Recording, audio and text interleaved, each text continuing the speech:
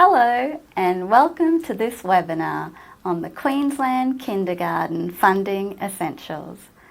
I'm very proud to be hosting this presentation on Meanjin country here in Brisbane. I would like to acknowledge the traditional owners of these lands, the Turrbal and Yagara peoples.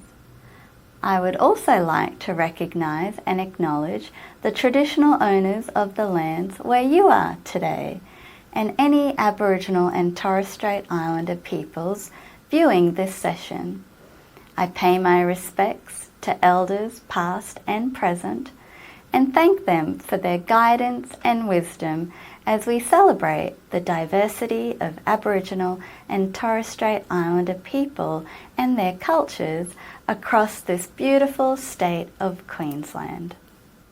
Whether you're offering free kindy for the first time or updating your knowledge on the recent changes, this session will help you make the most of the available funding and resources. You will get an overview of key elements within the 2025 Kindy Funding Essentials, including the free kindy funding model, eligibility criteria, and entitlements. For more detailed information, please see the Funding Essentials available on the Early Childhood website. Queensland Kindy Funding supports families to access quality early childhood education in the year before their child starts school. Kindy has been free for eligible children since the beginning of 2024, and we are delighted to report that over 62,000 children across the state accessed free kindy last year. We know that these early years are a critical time in a child's development, which is why the government has made a significant financial investment to make kindy free for all eligible children in Queensland. To ensure no child misses out, free kindy can be accessed from either a sessional kindergarten or long daycare service. It is available for at least 15 hours a week for 40 weeks a year.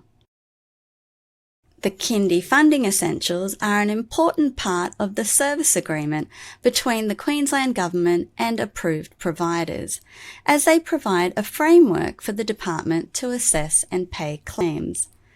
To qualify for kindy funding, services must meet criteria to ensure the delivery of high-quality early childhood education programs.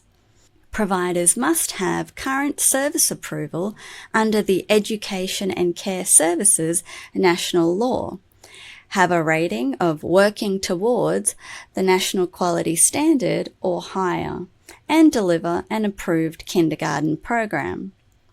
Services have flexibility in the delivery of the kindergarten model, as long as it aligns with the preschool reform agreement and is delivered for at least 15 hours per week over 40 weeks or 600 hours per year. The kindy program must also be delivered by a fully qualified early childhood teacher. Importantly, opted-in services must ensure their fees remain below the department's funding threshold. Sessional kindergartens can increase their fees to take effect from the beginning of the calendar year, but must stay under funding threshold and not increase fees during the year.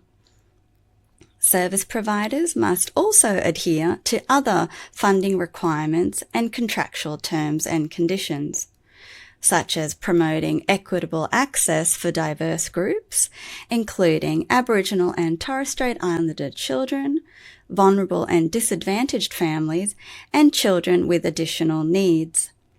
Sessional kindergartens must also be a member of a central governing body, or CGB. CGBs are responsible for implementing governance mechanisms to support sessional kindergartens use the funding for the intended purposes. To be eligible for kindergarten funding, a service must have approved kindergarten program provider status. Another condition of funding is that the kindergarten program is delivered by a qualified early childhood teacher. To maintain approved kindergarten program provider status without an appropriately qualified early childhood teacher, services need to provide evidence they are actively recruiting for an early childhood teacher. This is important because services will not be eligible to use the Kindy tick or be included on the free Kindy Finder until they can meet the funding eligibility requirements. We know that sometimes there are exceptional circumstances and will work with services to address workforce challenges. For example, when an educator is actively working towards completing an approved early childhood teacher qualification and is delivering the kindergarten program, the provider may be able to claim funding. However, the educator must have commenced study and made progress towards completing the course. This includes meeting all requirements to maintain the enrolment. Services need to have a clear enrolment policy that states children must be at least 4 years of age by 30 June in the year before they start prep. Eligible aged children are entitled to access free kindy for one program of 15 hours per week or 30 hours per fortnight for 40 weeks or 600 hours per year. Eligible aged children enrolled in a second program are ineligible for free kindy in the second program. Children who are 3 years old are not eligible for free kindy. Sessional kindergartens are able to enroll non-eligible children from the commencement of Term 1. Services must, however, hold 10% of total enrolments in January and February and ensure there are no eligible children on the waiting list before offering a place to non-eligible children. Places and enrolments of eligible children must always take precedence over non-eligible children. Delayed exit is a decision which should be made by parents or carers and the service provider. Parents and carers are encouraged to meet with their child's early childhood teacher and other relevant professionals to discuss any concerns about their child's readiness to start school. These discussions will ensure the best outcomes for the child. The department provides kindy funding for a maximum of 2 years, which includes delayed exit.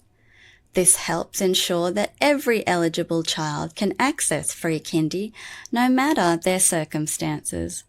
It's important to note that if a child reaches 6 years and 6 months of age by June 30, they are ineligible for funding, even if it is their first year in kindergarten.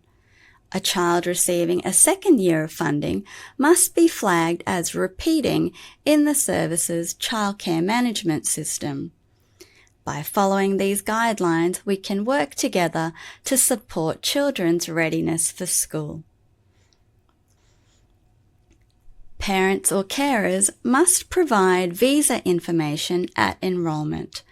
For children who are not Australian citizens or permanent residents, eligibility depends on their visa subclass.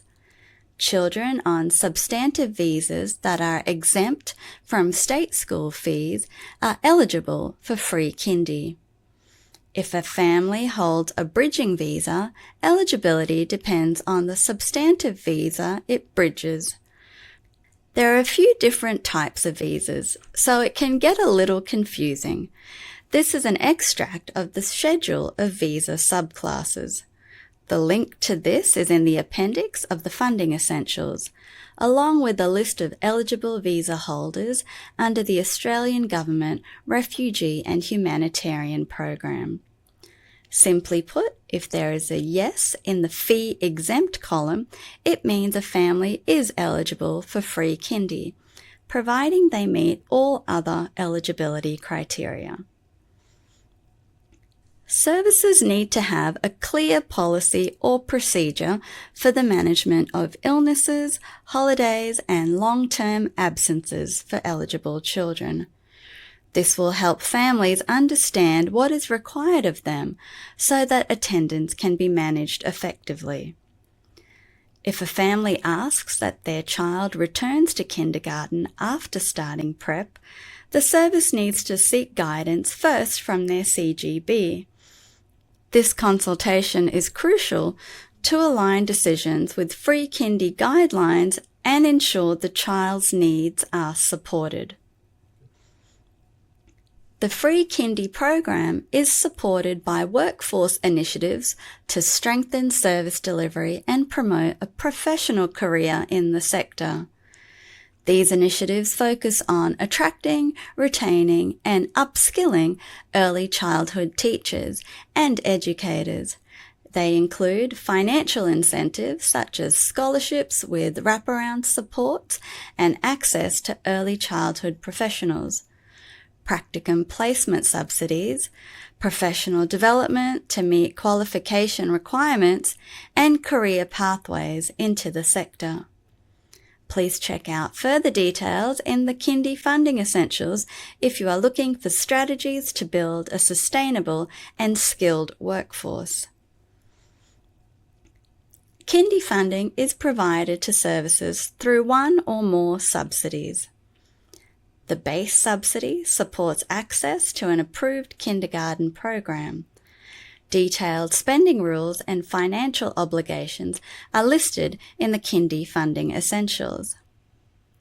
Free Kindy funding, or the gap fee subsidy, is provided for each eligible child enrolled in an approved kindergarten program and covers the parent fee component of the kindergarten program. The Service Location Subsidy supports early childhood teacher attraction and retention for services in remote or disadvantaged areas. In addition, sessional kindergartens are provided a Service Location Subsidy to support financial viability. Service location subsidies are provided to services in outer regional, remote, or very remote locations. Kindy Uplift is provided to respond to educational outcomes for each child using evidence-based data. The Inclusion Ready subsidy helps services improve their inclusive practices so that children of all identities and abilities can attend kindy. For best practice, activities should be undertaken in consultation with families. The Kindergarten Inclusion Support Scheme remains unchanged. The per capita kindergarten subsidy applies to services that have not opted into free kindy. These services will not be able to access any other subsidies offered under free kindy. Kindy Uplift funding is designed to build teacher and educator capability to improve the outcomes of children in kindergarten. Services can use Kindy Uplift to fund programs, resources, support, and professional development relating to capability improvement. Kindy Uplift is offered on an annual basis. The cut-off date for new services eligible for the following year's Kindy Uplift program is 30 November and coincides with the release of the Kindy Uplift Plan. Kindy Uplift plans need to be submitted to the department on or before 28 February. Services should collect relevant data and priorities embedding Aboriginal and Torres Strait Islander perspectives. This helps with decision-making to identify the best opportunities to lift learning and development outcomes for children. Approved kindergarten program providers whose fees exceed the department's funding threshold or who have opted out of free kindy will be eligible for the per capita kindergarten subsidy. This applies even if fees increase above the threshold after opting in. Services receiving the per capita subsidy must use all of the funding to reduce out-of-pocket fees for families. They are not eligible to receive other kindergarten subsidies or access other supports such as Kindy Uplift. Importantly, the subsidy does not cover entitlements for early childhood teachers or funding for age-appropriate resources. That brings us to the end of this webinar. I encourage you to refer to the Early Childhood website for more information which can be found in the Kindy Funding Essentials and other resources available online. Please share your experiences or email any questions you have to the Kindy Funding mailbox at kindyfunding@qed.qld.gov.au. Alternatively, feel free to ring the Kindy hotline on 07 30 35 2244. It's available Monday to Friday during business hours and provides assistance and information about delivering an approved kindergarten program. Your feedback is important and will help the department to identify opportunities to further enhance the delivery of free kindy across Queensland. The department will continue to develop supplementary resources to share information and practical tools to help services navigate free kindy and ensure its continued success. So please reach out to let us know what additional resources would be helpful for you. Thank you for viewing this webinar. I hope you found the content informative and that it supports you in continuing to deliver high quality early childhood education and care in Queensland.